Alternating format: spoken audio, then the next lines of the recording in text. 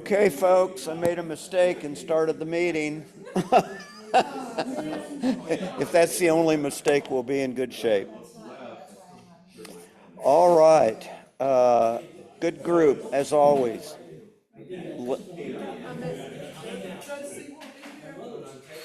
She's supposed to be here. No, okay. All right. Her brother-in-law died suddenly yesterday. All right, folks. Lynn, Larry, Frank, Timothy, Stephen, Bill, Chuck, Susan, Kathy, Helen, and a host that will go anonymous. Any announcements? Okay, I was just prompted. This is a question, not really a comment. I'm wondering if a group would be interested in me looking into more places to do exhibits of. Yes. Every fall, I think it is I believe it's the Chatham Arts Council arranges presentation, individual paintings downtown in Pittsburgh. There's Chatham Mills. I mean, the Arts Council's had stuff there. There's even little display cases at the library, which is, I mean, why not? So it looks like people are nodding their heads. I will look into it. Yes, please. Good idea. The Chatham Artists Guild, like we kind of control the Smelt Gallery, which isn't really a gallery, but it's kind of a place to hang your work. We often have open shows, like we have a show that we have to deliver art for tomorrow that was open to the public. It was a George show for the public. Us members in the guild are automatically in it because we're George to get in the guild, right? So, so things like that. I could let you guys know. What I should do is just send whenever I get a notice like a newsletter from the Art Guild. I'll send it on because a lot of that stuff is open to. I mean, the Schmelt's not the greatest gallery, but it really gets you off your butt to frame a piece of work. And it's the kind of gallery where it's kind of got to be big or it gets lost. Where is that? I've seen it. It's down at the plant at the beverage district in District 64. I know where it is. I'm just trying to find it. Yeah. Anyway, it's where the BMC is. Okay. Yeah, that'd be a great place. So, okay. Any other announcements? Bill? No? No tips, no tricks? It's okay. Well, let's see how long it takes me to get the photos up.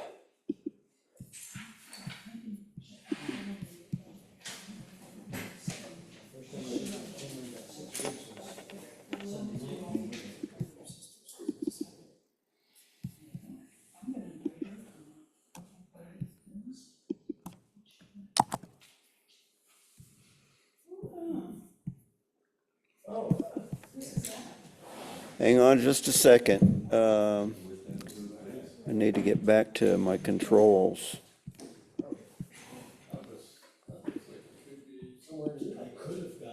Oh, come on. This is a great market. It's called, oh, there he is. All right, I hadn't gotten share going. All right, now it's shared. Okay. So this is a marketplace that operates on the weekends, and it's located right by the University of Washington in Seattle.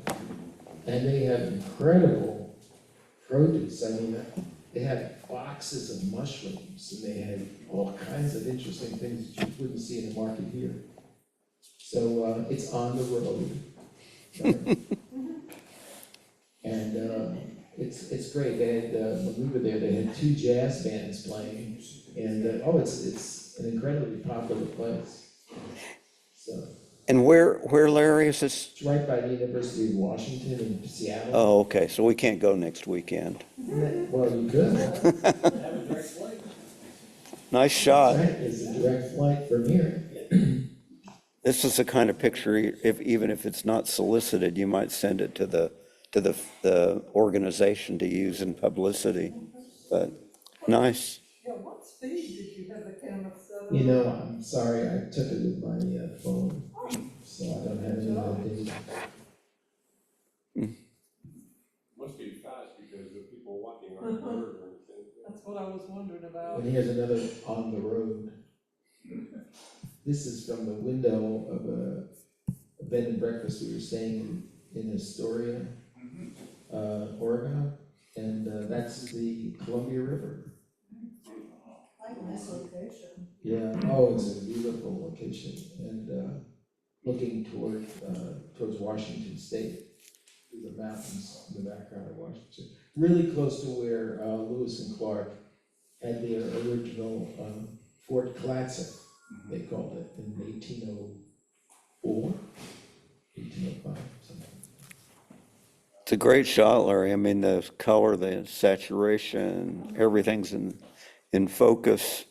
Just a side note, the obelisk down right there in the foreground, it's the home of the original post office for Astoria, so they put a flag up there, and they were gonna take it all down, but the guy who owned the bed and breakfast said he would raise the flag and lower the flag every day, so they let him do it. So they didn't have to tear it down, you know, the town owned it.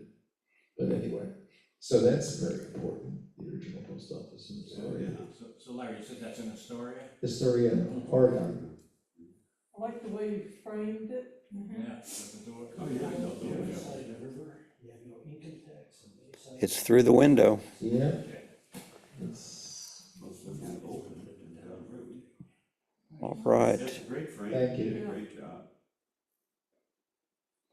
All right, Stephen.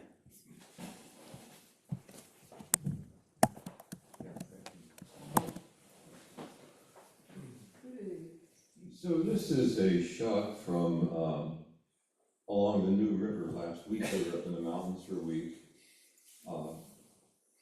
There are, if you're not familiar with, there's a state park, the New River State Park is in 3 parts. And as you can kind of see in this shot, fall is happening. What's gorgeous, I was kind of interested in this particular view because in the smallest of the 3 parks, there's a very long stretch right along the river, about a mile and a half stretch where you're just walking along the river. It's lovely. But was reminded that fall is coming in because the fall wildflowers, which just doesn't particularly show, are just in abundance up there right now. Locally, I think probably an easy best spot for that is over at Mason Farm. It's just gorgeous in September with the yellow flowers there. Make for a lot of, I've never figured out how to get, other than kind of close-up shots of those kinds of flowers that look like anything. But since we're doing an open road thing, we were a little bit of a road, and that was kind of nice. But it's a gorgeous place, and I guess what's the temperature to altitude conversion is 3 degrees per 1,000 feet of altitude in this part of the world. So, about 9-10 degrees cooler, and it was a very nice week for everybody last week. There you had to wear jackets a fair amount of the time. It was kind Those of are nice. beautiful parks. I've been familiar with those 220 parks. What is that red thing, like an old billboard? What is that? The barn? It's a metal roof. Yeah. Okay, for a second, somehow I thought it was. I thought it was a building too, and then I realized, no, it's a metal roof, it's rusting. Yeah, I was just saying, Steve, that we camp regularly at, it's called the 220 Access New River Park. It's just a really nice area. And It is, West yeah, we Jefferson were is at each of them, they're all very nice, I agree. There's also, for Earth people, there's an incredible collection of salamanders at the New River Park. Yeah, Some rare ones that are only there, so. I sometimes work with a guy over at Chatham Outfitters that, he's a volunteer, and he was part of that herp roundup, the salamander roundup, and they, I guess, being naturalists, state sanctioned that, goes, they're allowed to turn the rocks over, Yeah. because they're looking for it. All right, Stephen. So, it's quite inexpensive actually to do a 4 or 5 mile float. We had one of the, and it's, just, easy going, a very relaxed, very beautiful kind of float for a few hours. Great bike riding around there too, that's what I like. Josie submitted photographs, but something at the very last minute came up and she couldn't be here, so we'll hold her until next meeting. And Frank, Bill and I tried going out one day to get some shots, and it was tough. I guess we did it at the wrong time. We were Like 4 hours early. that's right. We were gonna go over on Route 40, the walkover bridge, and try and get the red lights, with a long exposure. But I did finally go out this weekend. I think it was on the 25th. I took this, but this is a road right near me in the village. This is Lassiter Lane. I don't know if anybody is familiar with it, but what I liked about it was the curve, the S curves, and it kind of does draw your eye into the end there. So it surely I does. walked, it was only a short walk from my house, and I took this one, and this one I took on last week. I used a 50 millimeter lens. I had a expanding lens, but I just put it at 50. It was at 200th of a second, f/50, and it was at ISO of 6400, because it was earlier in the morning and the sun was just starting to come out. And the only thing I wasn't sure about was whether or not to leave that stop sign indicator on the right there. I don't know if anybody else, I should have just taken it out with Photoshop, but I just like the way it draws your eye into the green. It's good. It's the only thing that's straight ahead. I like the color, I like it. the addition of that I thought small surely red. you were on the Blue Ridge Parkway or something, the way it twists Yeah. and winds, it's pretty. Nice shot, Frank. Thank you. So is this one. And this is also in the village, this is West Camden. East Camden and Weathersfield. Yeah, and so I went down there, again, I walked around the village and I looked down the street and I saw this, and I like the way it draws your eye down there to where the sun is and at the end. So luckily it was early enough that I was able to walk out in the center of the street and shoot it and not get hit. And so I got this one, and this was 1/200th of a second again, 40 millimeter, f/8, and it was ISO 1000, because it was earlier in the morning. Just as the sun was coming down, or coming out. I love the sun on the leaves. and- Yeah, that's what drew me to the canopy of the trees, going down the road. It's really nice. It's like a natural bridge. I wouldn't have guessed either one of these came from Farrington. Oh, is that right? Yeah, just not, anyway. That's right down by the pond, isn't it? Yeah. Yeah, you don't have to go very far. Southern pond. On the left is the fields there where the ponds are. Mm-hmm. And the concrete goats are out there. Where we walked this morning, I think. All right. Two really good ones. Thank you. Bill is up. Ooh, nice version. Look, folks, these things at the top are floating, whatever. And there used to be a place to get to turn those off, and I found it last time, but I can't find it today. So hopefully it doesn't do too much to distract. So This is just about the same place where Frank just took that picture. Yeah. But what I did is I parked off the side of the road and then I set up my tripod in front. I tried something unusual and it kind of failed. Because if you look at this, there's bright spots and there's dark spots. So what I decided to do is take a first set of brackets, focusing 1/3 of the way up of the image. Then what I was gonna do is, do the blending, exposure blending for that one. Then I took the same picture, but I focused on 2/3 of the way up, just so I try to get the total depth of field all the way through. And then I decided to put it through focus stacking. it must have drove Infinity crazy, because if you saw the color image of this, it was horrible. Like all the, ground right in the center there, you can see it's kind of, it's not what it looks like at all if you're there. It's just come out really crappy, so I decided, hey, Timothy, turn it to black and white. It cures a lot of problems. Because that right area on the left, in the center, left of center there, that was, even at 3 stops doing a bracketing, that was, the highlights were still blown out over there if you underexposed. Oh, So, really? you know, from what the camera metering, with the matrix metering, thought was right, it could never catch up with that bright spot. What time of day was it taken? I took this about 7 o'clock at night. Okay. I sat in the same place for an hour and 15 minutes. Unprecedented for somebody like me. I had people stop and ask me, what are you doing? I just said, move along, move along. Not deceiving The road looks almost like dirt, it doesn't Yeah. look like Yeah. it's paved, and that's interesting. And the only thing that I really did is I took out the white stripe that runs along, Yeah. and just to try to make it look a little more rural. Yeah. But what do you think made it kind of look gravelly? The black and white, I think, is what you're gonna get more texture from it than you would get from color. So I think the texture really made it, I mean, the black and white really made it look like it was I- dirt. Oh, Yes, but the color one just made it look just It was washed out. ugly. That's why don't you color, because you gotta do so much work to make the color look real. So that it's not worth it to me. I'd I might as well rather just just shoot shoot black black and and white, I'm white. the laziest guy here.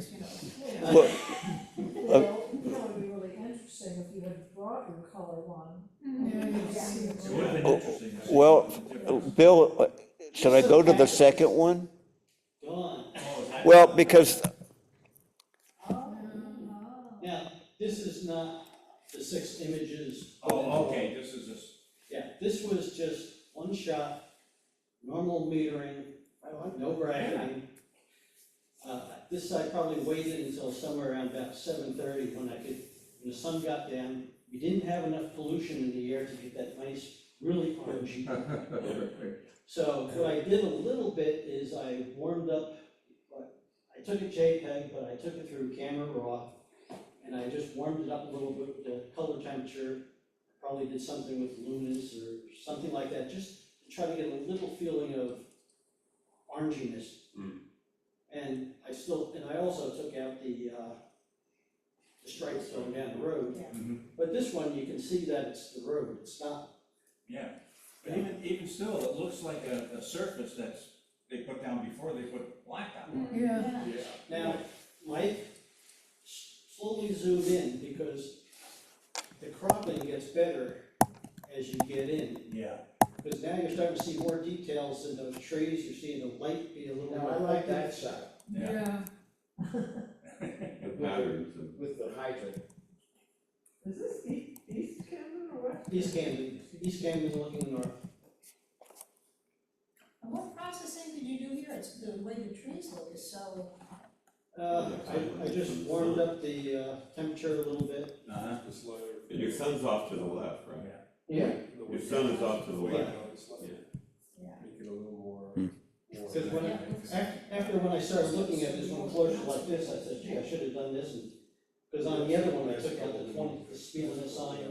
Yeah, But it's a road, so yeah, so you, It identifies it that. qualifies the challenge. I like leaving the signs in, so I remember where I took it. that's right. That's just amazing, like zooming in as much as Mike was doing there, that camera, the clarity. I mean, still clear, Yeah. yep. And what I did is, these were all shot at f8, Mhm. 1/50th of a second, because I'm shooting at 49 millimeter. Mm. So then I just let the ISO just move maybe a stop or two. And any reason you didn't also convert this one to black and white? I kinda liked it, and I wanted to show Yeah, a screw up and something that Well, actually worked. yeah. Well, the other one's not a screw up, but this one, if you liked it better. Well, it's my kind of tips and tricks, you know, Yeah. Yeah, it took some fixing. What not to do. Well, nice shots and good explanation. Good job. All right, Chuck is up. So, oh, thanks. So, Oh, I, had a mistaken impression that today was railroad.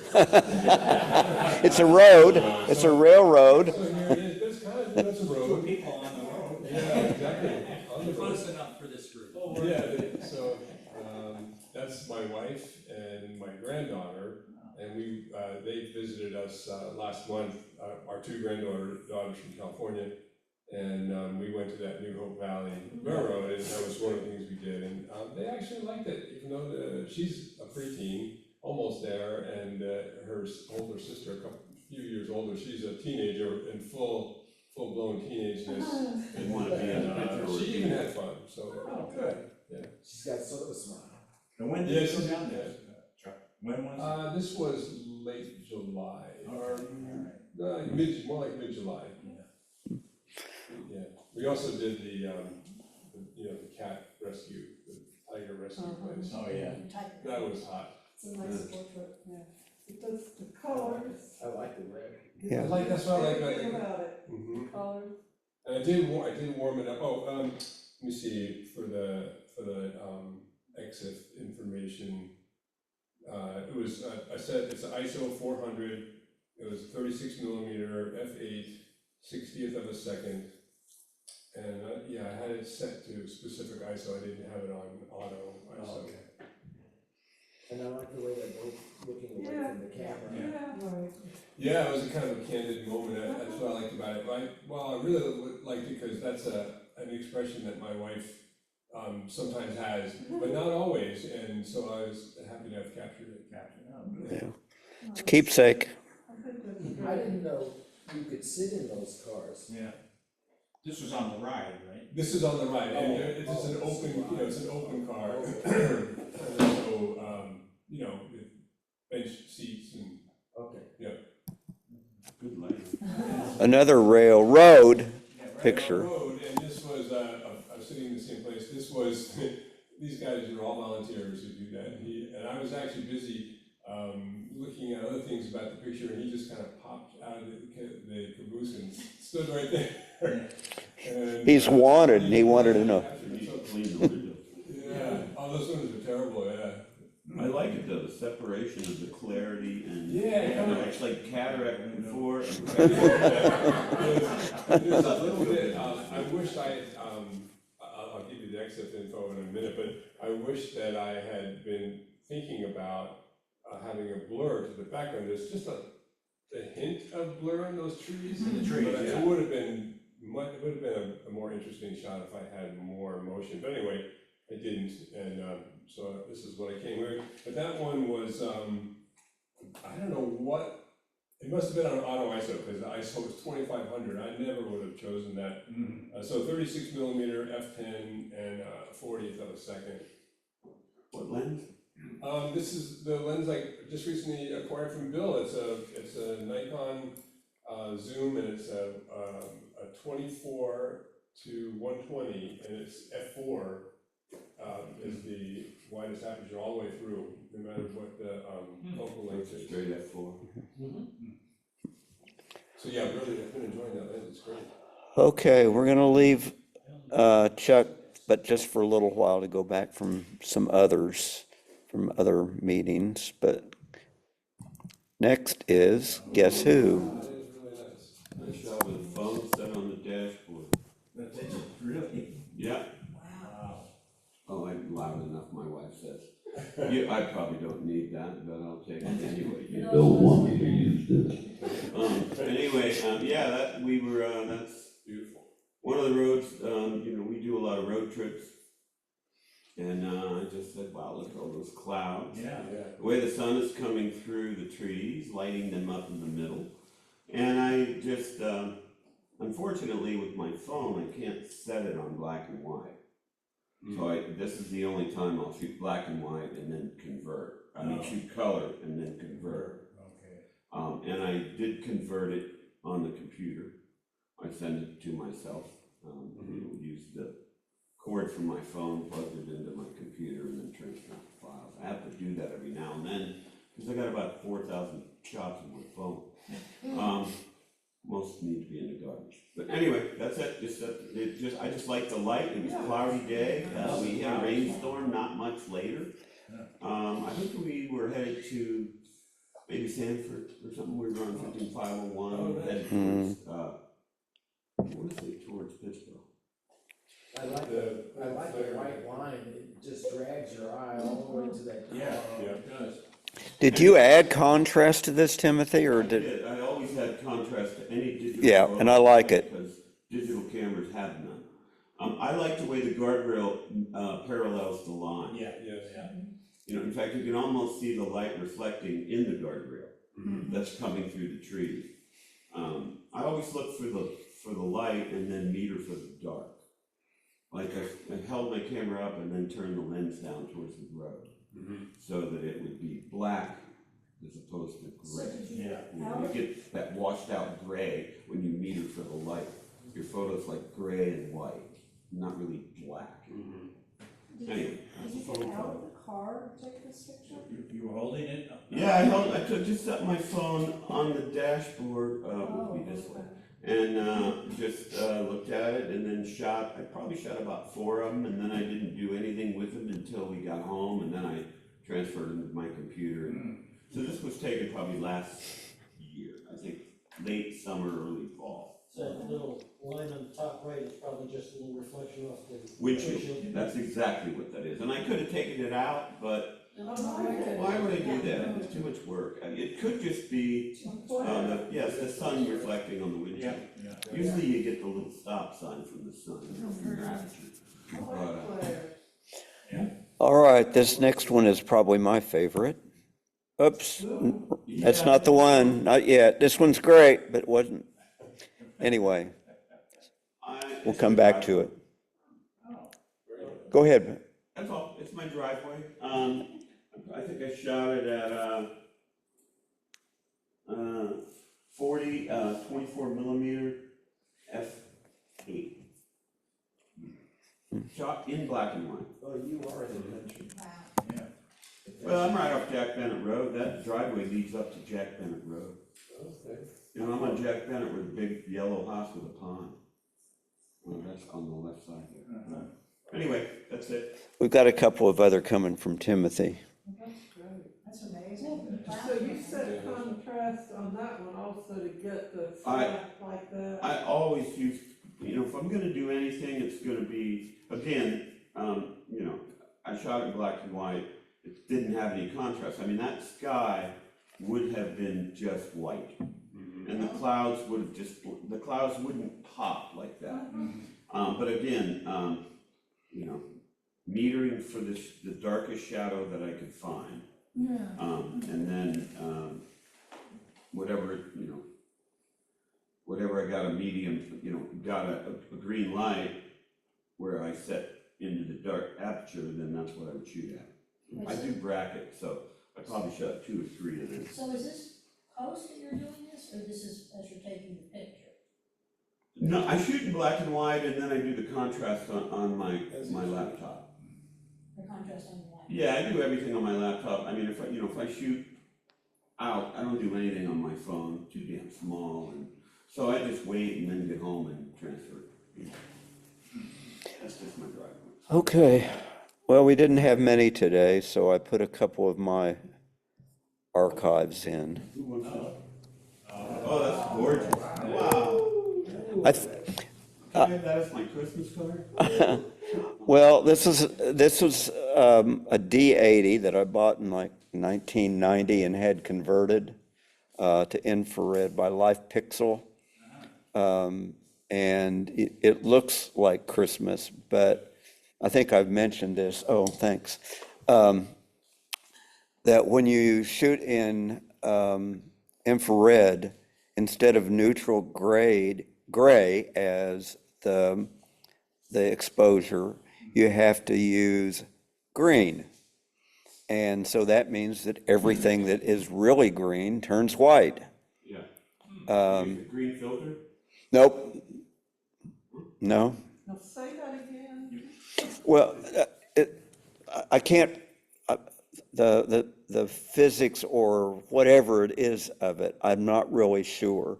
But I know that if you're shooting black and white or color, one of the old time things, especially with film, was to take your exposure on a gray card.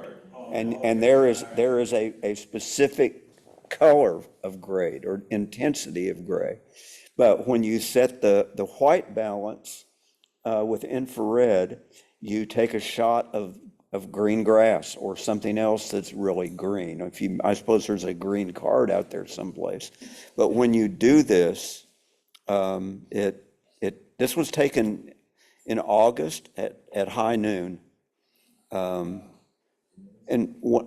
also told this story, but I'll make it quick. I took a picture of a bridge in Dallas and took a series of infrared, posted them of this bridge, and probably a few years anyway, I got a call from the people that built the bridge. And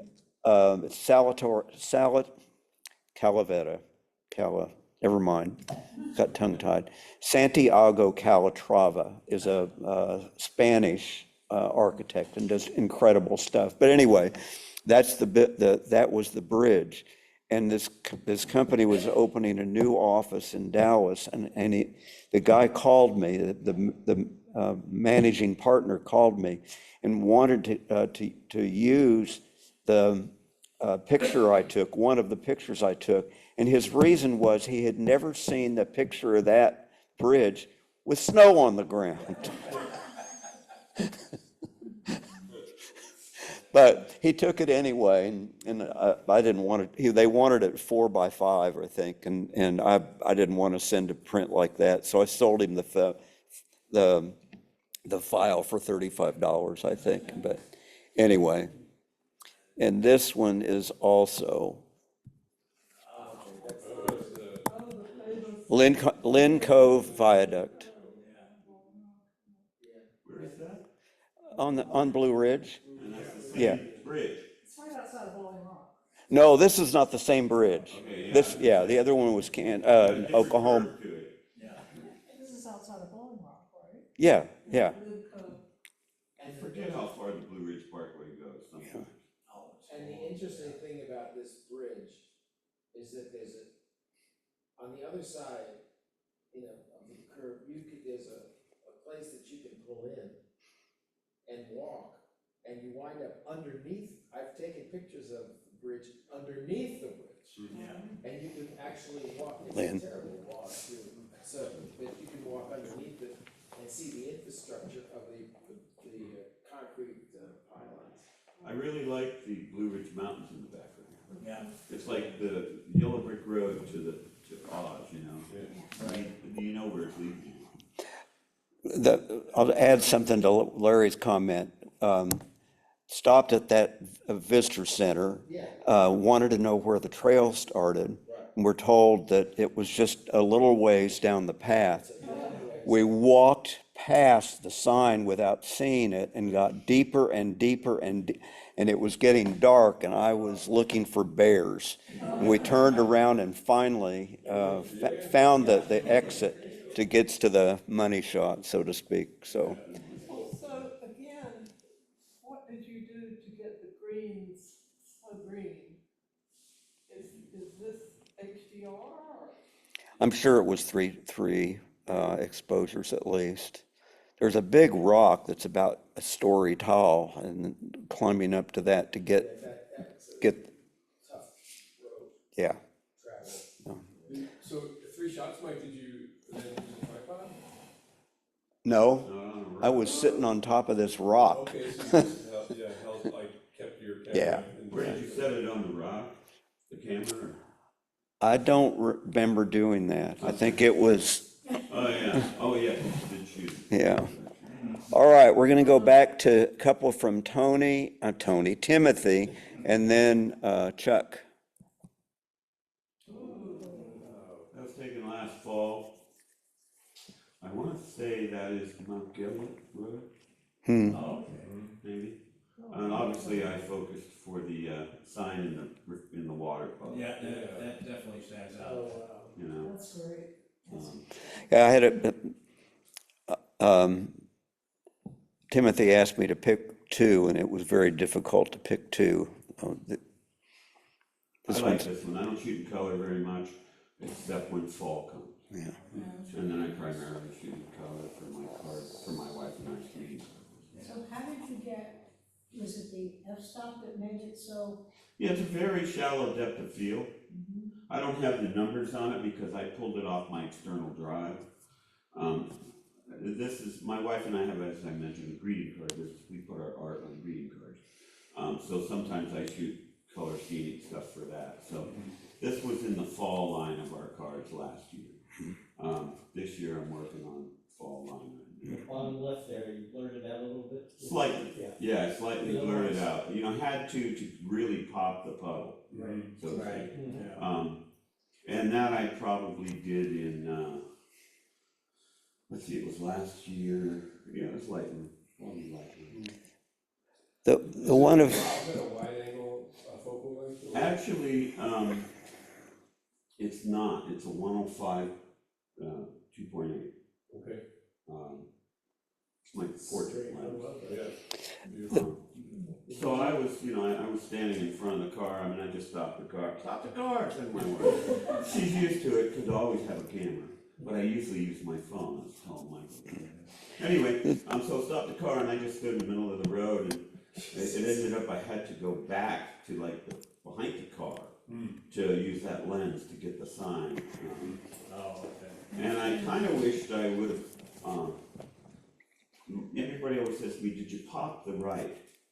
No, it's just the gray made it look so bright, you know what I mean? Yeah. I didn't do any, I wouldn't even know how to do that, know how to pop that side of the road, but I think it's just the contrast between the gray and that makes it really pop. if this next one isn't the best, it certainly is the cutest. That's the open road for her. When we travel, it had just been raining, so I like to put the goggles on her when she hangs her head out the window, because, you know, she could get hit with debris in her eye, and I see an $800 vet bill, and then she could be hit with a cigarette that somebody flicked out of the window. So I just put the goggles on her, and I shot that from the passenger seat with, my phone. I just held it up, but Just look at that. usually, she's so mean to me, usually, as soon as I lean out the window and hold my phone, she goes to the other window.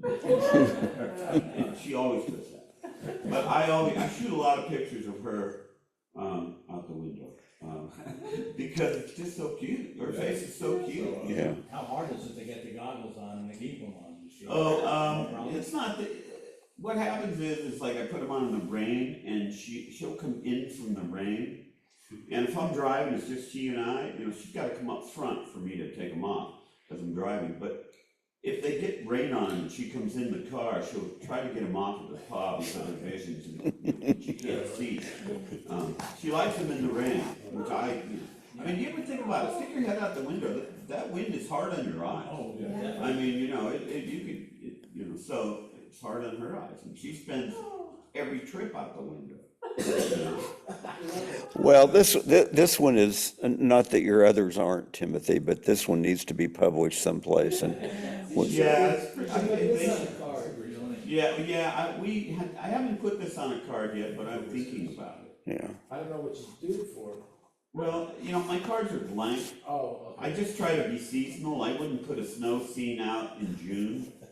And I wouldn't put a, sunset beach scene out in the winter. So I just, you know, we're talking about putting, a sentiment in each card, but man, that's a hell of a lot of work. They're already a lot of work. Yeah. Make them by hand. Well, that's great. Thanks. That is great. That is one of the Put more. her on a motorcycle. That's it. That would- Yeah, Nancy keeps telling me, you know, you need to get a motorcycle with sight. Yeah. Yeah. I said, I'd love it, but not with one eye. If you've done any rallies for time and distance in a car, this looks to me like the Navigator, Yeah. saying hard right on Third. I've been in those rallies, that would be great to do. All right, we're going to some from Chuck. Beautiful. Oh, that's, I just shot that one on Sunday. This is the bridge I was telling you about, Susan. This is a span that was built in 1921. It's one of two steel suspension bridges in Chatham County. And it's nothing, super special. The second one is, maybe you've seen it, it's the so-called Chatham Rabbit Bridge, which is down, it's a bridge over the Deep River in this little area called Cumnock, which is almost in Lee County. That one's not a functional bridge. This one has been, although right now it's closed. It's on Chatham Church Road. And How'd you get the shot? well, I put a lot of permethrin over some of my clothes, Yeah. which is a good repellent. I can't get bit by any more ticks. I might die. And so Jeez. you go on Chatham Church Road. I was coming from the Pittsboro side, and they have it blocked off totally, and I was hoping to get a little closer, but I had about a half of a mile hike from where I parked, or my wife waited for me in the car. Well, the reflection, So I walked down, yeah, it was just, I was hoping, and I did use a polarizer for this one to give me a little better, color in the sky, and yeah, I think it actually helped the reflection. Because it eliminated some other reflections, I think, or downplayed them, so, yeah, I was happy with how that turned out, and, so what did I do? Let's see, what were you gonna ask me? Is that the hall or the deep? That's the deep river. Deep. Yeah, it's the deep. That's a great shot. So it's an ISO of 250, 36 millimeter f8, 40th of a second, and as I said, I did have the polarizer. I took about, I don't know, a dozen shots, various angles, and that was my favorite because of the light on the trees where it really popped in the background. And I liked how much water I included, and I liked the reflection. Yeah. And this was for the theme calm. I did this one for that. Oh, okay. Yeah, that's my wife being an artist would tell you how many colors of green you have. Oh, wow. And you have a lot. There's a lot, I yeah. mean, you really do. A lot of shades in there. Oh, it's beautiful. yeah. Thank you. Being sharp, And that was speaking of, the, never mind. that theme, the nice way, I forget what that theme was, it's back a while. And so this one is 3 exposures focus stack. It's an ISO 400. I used an extender. It's a focal length of 55 millimeters with a 20 millimeter extender. I don't know what that means, but it's maybe what we do with macro. Yeah, macro. Yeah. So it's macro. It's a 25th of a second f8, and it was indoors. What did I do for that? It's a cutting board, and I set it up on this little glass table I have right by the window, so there's a lot of nice natural light. And that blade is made from something called Damascus steel, which is multi-quenching, and it creates layers. I've made And it. the proper color Have for you? it. I have, yeah. And it's super, and I did a little frame on there, it's right though. Yeah. And I tried to line up the image to, be in the diagonal there. Yeah, and you did a good job. nailed the left-hand top. Wow. And look at, Thanks. you can see the edge of the blade right there, I mean, it's. I'd love to see that black and white. Oh, yeah. Look at the texture on that cutting board. Yeah, look at Yeah. that. It's beautiful. It's great. Thank you. I expect, the knife to look like that. I mean, without that reflection in it and that light. That's what I think the blade, I've never seen a blade look like that. Yeah, it's interesting, just in and of itself, that Damascus steel. Yeah. It looks lacy or water running or something on the blade. Yeah, I think it's different layers of the finish. Right, I got it. Yeah, But, so that- I realize that it's been, altered, but great effect from it. Yeah. and then, I love photographing water, I just seem to have an affinity for doing good. And this is one of my favorite little spots. This was storm, and this is storm runoff, obviously. And this was not Debbie. It was before that, there was a couple of heavy thunderstorms, so it was the result of one of those. And one of my roads I like to cycle on is 902. Sometimes it's busy, but anyway, there's a hidden little, about 1.5 miles in from, if you go on 902 south of Pittsburgh, you have to make a right turn to remain on 902, otherwise you go down to Goldston. So this is about 1.5 miles down that road, and coincidentally just adjacent, a little bit further, 1/2 mile further from this, the road is now closed because a different runoff cut under during Debbie, eroded the road. But anyway, this is a stream that's usually has some water in it, and it just collects, it is named, I forget what the name of it is, so it does have water in it, and it's just a really cool little spot that's just off the road, and there is an actual small cement bridge, would be just to our right here as the photo is depicted, so it's all brown from the storm runoff. Do you know your shutter speed? Yeah, this one, and I did use a tripod for this. I used an ISO of 100, 36 millimeter, which is the 24 millimeter wide angle, but it's crop lens or crop sensor. So I used an f/22, and I did a 1.6 second exposure. Chuck, this one is printed big. Okay, that would look nice, baby. Yeah, it's beautiful. It's great.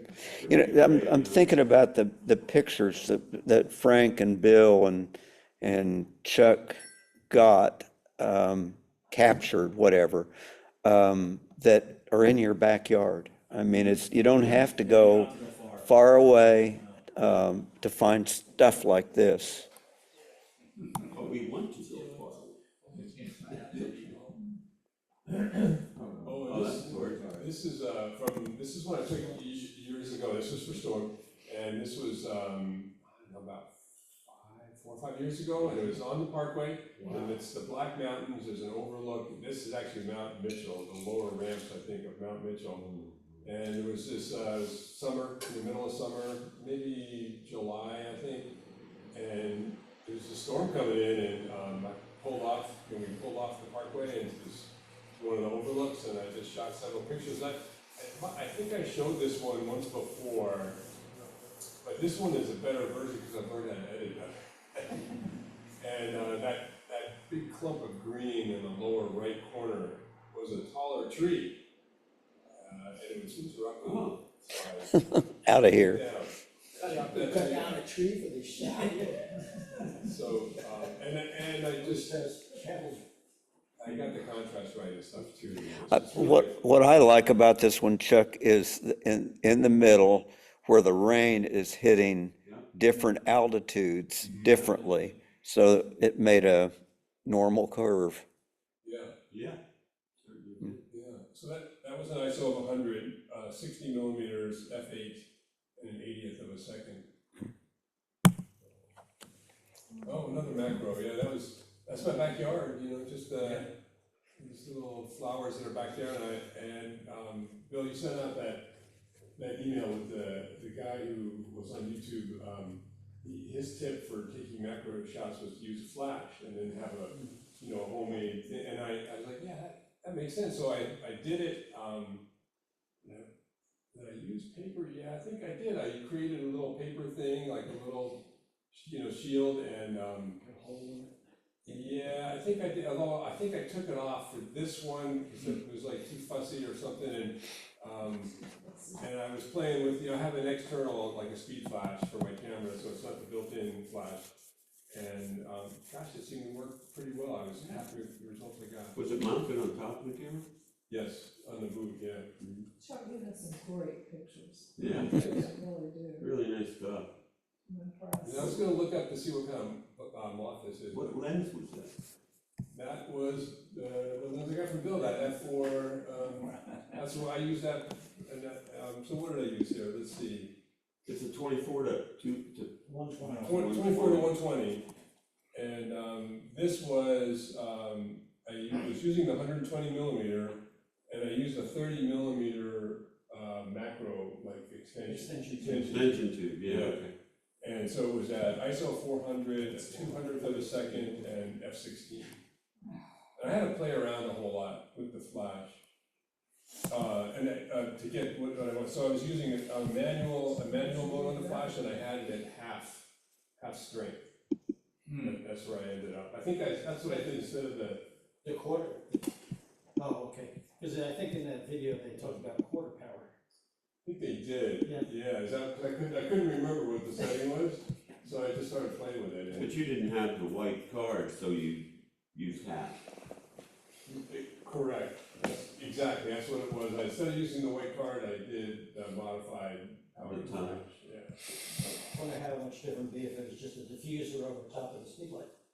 Yeah, I used And I that used to very have the long, diffuser. yeah, I that's used to what I have the used. diffuser, I don't know, I lost it, I don't know, it's like, I was thinking about making one with a milk carton or something, but What speed light do you have? it's a Nikon, I think it's the SB 500, it's just, I think they're basic speed light. I've used it for remote too, which is kind of cool, off to the side, so you get, I played with that some. And you run them all to stay still, that's my trouble. I Just gotta find be- gorgeous stuff. That You get it particular- set up and then you go, Yeah. whoa. I did follow that guy's technique, I stopped trying to focus with, Yeah. and it just like, you just rock in and out, and that seemed to work, and made, Well, then when I got that B shot, I just focused on the flower and just waited. Yeah. I mean, you gotta yeah, wait. just gotta wait, yeah. Got a little honey on there. No, I mean, they show up eventually. Yeah. Butterflies do. Have we done a challenge on using artificial light? I don't think so. I was thinking tips and tricks, you like using flash, because that'd be a good one for, I have an SB 900. it's No complicated. clue. I think flash is complicated, I think. I think that, I think flash photography is great because you can control your light. Yeah. You shoot in I shoot all my portraits in natural light, but if I need other light, I can use it, I can use artificial light. But I like artificial light because you can control it, Well, and with, Control that sun. I think one of the seldom used, maybe certainly by me, but getting the speed light off the camera. And, Like with a bracket flash, like the old, yeah, sun packs that had the flash and the run the cord over to your camera. Yeah, I mean, I use an extension cable on my SB 600, I guess I have. And, for some stuff, like if I'm shooting something of my wife's, like, I have to shoot all of her art today, but like figures, she makes figures and I gotta shoot them on a table. I'll take my flash and just, move it around and take some meter. and, Back in the 70s, I had the old Honeywell setup. Oh, yeah, the gray The one. batteries were about this big and they put Yeah, it. I shot weddings with the sun pack That's what I version. used to do. Yeah, I shot weddings or the, you get that big battery, that big And the cords, ever-ready battery. coiled cords. I still have a couple of Vivitar 3900s that are the potato masher flash. well, I have my Corded flash if anybody wants it. I've got some 283s and 285s. Remember, I worked for Vivitar for 10 years. I have the first decent camera I bought or was given, a holiday flash. It's about this big. It has a little screw-on flash with a plastic cover, so that when the flash bulb that goes that far, when the flash bulb explodes, it doesn't spray the subject with glass. That's why you have the X and B on the old film cameras, because the bulb took longer to burn than the flash. So you plug it into the X for the electronic flash, and then the B for the bulb, because the bulb had burned longer. So it stayed open longer. Old stuff, man. Yeah, no kidding. You're making- All right. We're talking old here. We're I old. made it 645. Next one is railroads. Yeah, that's Railroads? I Chuck, you can do a do-over. I'll do some other, I'll find something. So it doesn't have to be a train, just railroad. Yep. What date is it? That's, September 10th. 9/10. Unless y'all let me switch up to open road, no, just kidding. All right, great meeting you all.